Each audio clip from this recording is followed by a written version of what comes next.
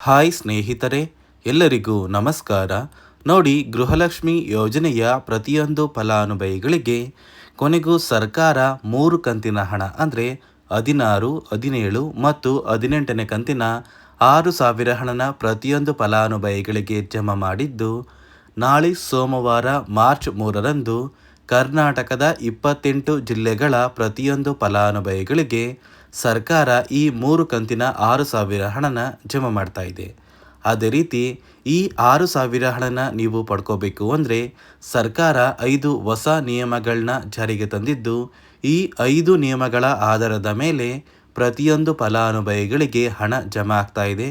ಹಾಗಾದರೆ ಬನ್ನಿ ಸ್ನೇಹಿತರೆ, ಸರ್ಕಾರದಿಂದ ಬಂದಿರುವಂತಹ ಒಂದು ಮಾಹಿತಿ ಏನು ಅಂತ ನಾನು ನಿಮಗೆ ತಿಳಿಸ್ಕೊಡ್ತಾ ಇದ್ದೀನಿ. ಅದಕ್ಕಿಂತ ಮೊದಲು ನೋಡಿ ಸ್ನೇಹಿತರೆ, ನೀವೇನಾದ್ರೂ ಇನ್ನೂ ಕೂಡ ನನ್ನ ಚಾನಲ್ನ ಸಬ್ಸ್ಕ್ರೈಬ್ ಆಗಿಲ್ಲ ಅಂದರೆ ದಯವಿಟ್ಟು ಪ್ರತಿಯೊಬ್ಬರು ಚಾನಲ್ನ ಸಬ್ಸ್ಕ್ರೈಬ್ ಮಾಡ್ಕೊಳ್ಳಿ, ಹಾಗೆ ವಿಡಿಯೋಗೆ ಒಂದು ಲೈಕ್ನ ಕೊಡಿ.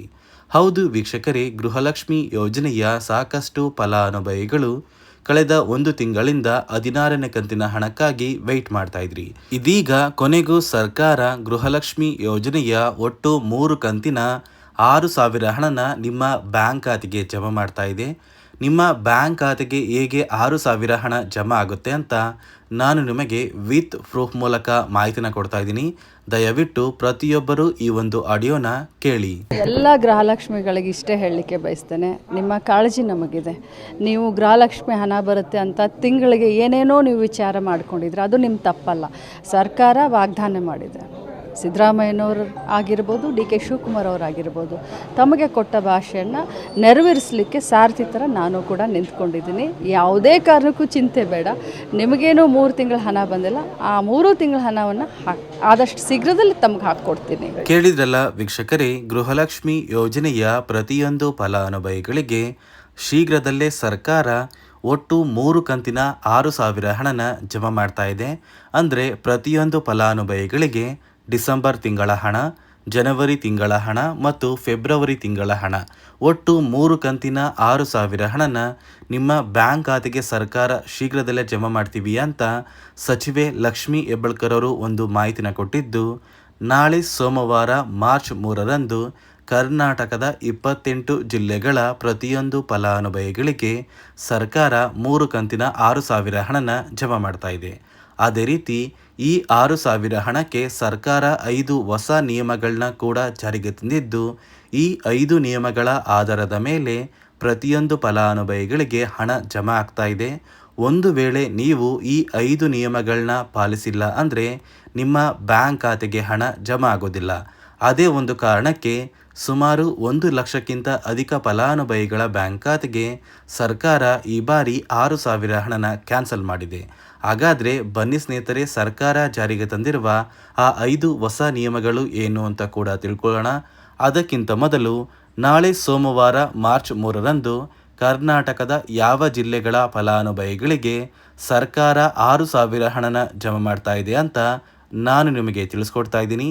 ನೋಡಿ ಸ್ನೇಹಿತರೆ, ಮೊದಲಿಗೆ ಬಾಗಲಕೋಟೆ, ಬೆಳಗಾವಿ, ವಿಜಯಪುರ, ಧಾರವಾಡ, ಗದಗ, ಹಾವೇರಿ, ಉತ್ತರ ಕನ್ನಡ, ಬೆಂಗಳೂರು ನಗರ, ಬೆಂಗಳೂರು ಗ್ರಾಮಾಂತರ, ರಾಮನಗರ, ಚಿಕ್ಕಬಳ್ಳಾಪುರ, ಚಿತ್ರದುರ್ಗ, ದಾವಣಗೆರೆ, ಕೋಲಾರ, ಶಿವಮೊಗ್ಗ, ತುಮಕೂರು, ಬಳ್ಳಾರಿ, ಬೀದರ್, ಕಲಬುರಗಿ, ಕೊಪ್ಪಳ, ರಾಯಚೂರು, ಯಾದಗಿರಿ, ವಿಜಯನಗರ, ಚಾಮರಾಜನಗರ, ಚಿಕ್ಕಮಗಳೂರು, ದಕ್ಷಿಣ ಕನ್ನಡ, ಹಾಸನ, ಕೊಡಗು, ಮಂಡ್ಯ, ಮೈಸೂರು ಮತ್ತು ಉಡುಪಿ, ಈ 28 ಜಿಲ್ಲೆಗಳ ಪ್ರತಿಯೊಂದು ಫಲಾನುಭವಿಗಳಿಗೆ ಸರ್ಕಾರ ಗೃಹಲಕ್ಷ್ಮಿ ಯೋಜನೆಯ 3 ಕಂತಿನ 6,000 ಹಣನ ಜಮಾ ಮಾಡ್ತಾ ಇದೆ.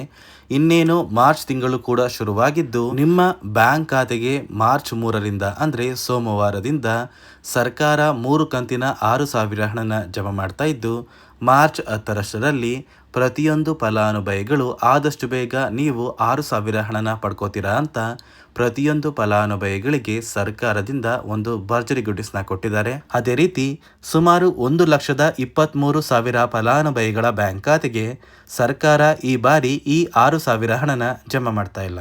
ಸರ್ಕಾರ ಗೃಹಲಕ್ಷ್ಮಿ ಯೋಜನೆಯ 16ನೇ ಕಂತಿನ ಹಣಕ್ಕಾಗಿ ಪ್ರತಿಯೊಂದು ಫಲಾನುಭವಿಗಳ ಒಂದು ದಾಖಲಾತಿಗಳನ್ನ ಮರುಪರಿಶೀಲನೆ ಮಾಡುವಂತಹ ಸಂದರ್ಭದಲ್ಲಿ ಸಾಕಷ್ಟು ಫಲಾನುಭವಿಗಳಿಗೆ ಸರ್ಕಾರ ಇತ್ತೀಚೆಗೆ ಜಾರಿಗೆ ತಂದಿರುವ 5 ಹೊಸ ನಿಯಮದ ಆಧಾರದ ಮೇಲೆ ಅವರ ಬ್ಯಾಂಕ್ ಖಾತೆಗೆ ಯಾವುದೇ ರೀತಿಯ ಗೃಹಲಕ್ಷ್ಮಿ ಯೋಜನೆಯ ಹಣನ ಜಮಾ ಮಾಡೋದಕ್ಕೆ ಆಗೋದಿಲ್ಲ ಅಂತ ತಿಳಿದು ಬಂದಿದ್ದು, ಸುಮಾರು 1,23,000 ಫಲಾನುಭವಿಗಳ ಒಂದು ಗೃಹಲಕ್ಷ್ಮಿ ಯೋಜನೆಯ ಹಣ ಸರ್ಕಾರ ಕ್ಯಾನ್ಸಲ್ ಮಾಡಿದೆ. ಹಾಗಾದರೆ ಬನ್ನಿ ಸ್ನೇಹಿತರೆ, ಸರ್ಕಾರ ಜಾರಿಗೆ ತಂದಿರುವ 5 ಹೊಸ ನಿಯಮಗಳು ಏನು ಅಂತ ನಾನು ನಿಮಗೆ ತಿಳಿಸ್ಕೊಡ್ತಾ ಇದ್ದೀನಿ. ನೋಡಿ ಸ್ನೇಹಿತರೆ, ಮೊದಲನೆಯ ಒಂದು ನಿಯಮ ಬಂದು, ಗೃಹಲಕ್ಷ್ಮಿ ಯೋಜನೆಯ ಪ್ರತಿಯೊಂದು ಫಲಾನುಭವಿಗಳು ಯಾರೆಲ್ಲ ಇದ್ದೀರಾ, ನಿಮ್ಮ ಮನೆಯ ಪ್ರತಿಯೊಂದು ಸದಸ್ಯರ ಆಧಾರ್ ಕಾರ್ಡ್ನ ನಿಮ್ಮ ಬಳಿ ಇರುವಂತಹ ಒಂದು ರೇಷನ್ ಕಾರ್ಡಿಗೆ ಕಡ್ಡಾಯವಾಗಿ ಲಿಂಕ್ ಮಾಡಿಸ್ಬೇಕು. ಈ ಒಂದು ನಿಮ್ಮ ಆಧಾರ್ ಕಾರ್ಡ್ನ ಲಿಂಕ್ ಮಾಡಿಸೋದಕ್ಕೆ KYC ಅಂತ ಕರೀತಾರೆ. ಸಾಕಷ್ಟು ಫಲಾನುಭವಿಗಳ ಒಂದು ರೇಷನ್ ಕಾರ್ಡಿಗೆ KYC ಪೆಂಡಿಂಗ್ ಇದೆ.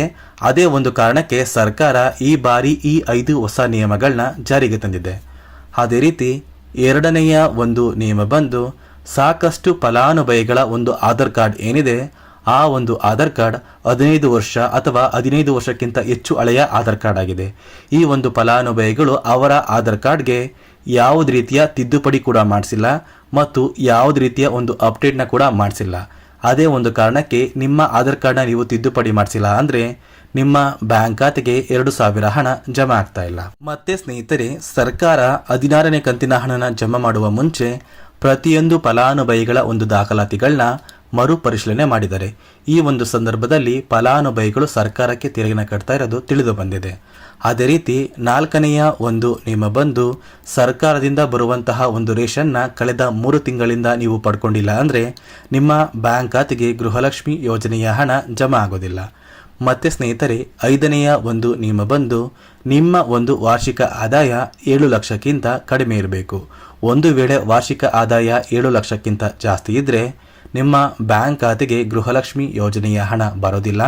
ಈ 5 ನಿಯಮದ ಆಧಾರದ ಮೇಲೆ ಪ್ರತಿಯೊಂದು ಫಲಾನುಭವಿಗಳಿಗೂ ಹಣ ಜಮಾ ಆಗ್ತಾ ಇದೆ. ನೋಡಿ ಸ್ನೇಹಿತರೆ, ನಾಳೆ ಸೋಮವಾರ ಮಾರ್ಚ್ 3ರಂದು ಕರ್ನಾಟಕದ 28 ಜಿಲ್ಲೆಗಳ ಪ್ರತಿಯೊಬ್ಬರಿಗೂ ಕೂಡ ಸರ್ಕಾರ ಡಿಸೆಂಬರ್, ಜನವರಿ ಮತ್ತು ಫೆಬ್ರವರಿ ತಿಂಗಳ ಅಂದರೆ ಒಟ್ಟು 3 ತಿಂಗಳ 6,000 ಹಣನ ನಿಮ್ಮ ಬ್ಯಾಂಕ್ ಖಾತೆಗೆ ಜಮಾ ಮಾಡ್ತಾ ಇದೆ. ನಿಮ್ಮ ಬ್ಯಾಂಕ್ ಖಾತೆಗೂ ಇಲ್ಲಿಯವರೆಗೂ ಗೃಹಲಕ್ಷ್ಮಿ ಯೋಜನೆಯ ಒಟ್ಟು 15 ಕಂತಿನ ಹಣ ಜಮಾ ಆಗಿದ್ರೆ ನೇರವಾಗಿ ಕೆಲವೇ ದಿನಗಳಲ್ಲಿ 6,000 ಹಣನ ಪಡ್ಕೋತೀರಾ. ಒಂದು ವೇಳೆ ಪೆಂಡಿಂಗ್ ಇರುವ ಹಣ ಇನ್ನೂ ಸಹ ನಿಮ್ಮ ಬ್ಯಾಂಕ್ ಖಾತೆಗೆ ಜಮಾ ಆಗಿಲ್ಲ ಅಂದರೆ ಸರ್ಕಾರದಿಂದ ಯಾವುದೇ ಕಾರಣಕ್ಕೂ ಈ 3 ಕಂತಿನ 6,000 ಹಣನ ಜಮಾ ಮಾಡೋದಿಲ್ಲ. ಕಾರಣ ಏನು ಅಂದರೆ, ಪೆಂಡಿಂಗ್ ಇರುವಂತಹ ಹಣ ಫಲಾನುಭವಿಗಳ ಬ್ಯಾಂಕ್ ಖಾತೆಗೆ ಜಮಾ ಆಗೋವರೆಗೂ DBT ಮೂಲಕ ಯಾವುದೇ ರೀತಿಯ ಒಂದು ಹಣನ ನಿಮ್ಮ ಬ್ಯಾಂಕ್ ಖಾತೆಗೆ ಸರ್ಕಾರ ಕಳಿಸೋದಿಲ್ಲ. ಅದೇ ಒಂದು ಕಾರಣಕ್ಕೆ ಸರ್ಕಾರ ನಿಮ್ಮ ಬ್ಯಾಂಕ್ ಖಾತೆಗೆ 6,000 ಹಣನ ಕ್ಯಾನ್ಸಲ್ ಮಾಡುವಂತಹ ಸಾಧ್ಯತೆ ತುಂಬಾ ಇರುತ್ತೆ ಅಂತ ಹೇಳ್ತಾ, ಇದಿಷ್ಟು ಗೃಹಲಕ್ಷ್ಮಿ ಯೋಜನೆ ಕುರಿತು ಸರ್ಕಾರದಿಂದ ಬಂದಿರುವಂತಹ ಹೊಸ ಮಾಹಿತಿಯಾಗಿದೆ. ನಾನು ಕೊಟ್ಟಿರುವಂತಹ ಮಾಹಿತಿ ನಿಮಗೆ ಇಷ್ಟ ಆಗಿದ್ದರೆ ದಯವಿಟ್ಟು ಪ್ರತಿಯೊಬ್ಬರೂ ನನ್ನ ಚಾನಲ್ನ ಸಬ್ಸ್ಕ್ರೈಬ್ ಮಾಡ್ಕೊಳ್ಳಿ. ಹಾಗೆ ವಿಡಿಯೋಗೆ ಒಂದು ಲೈಕ್ನ ಕೊಡಿ.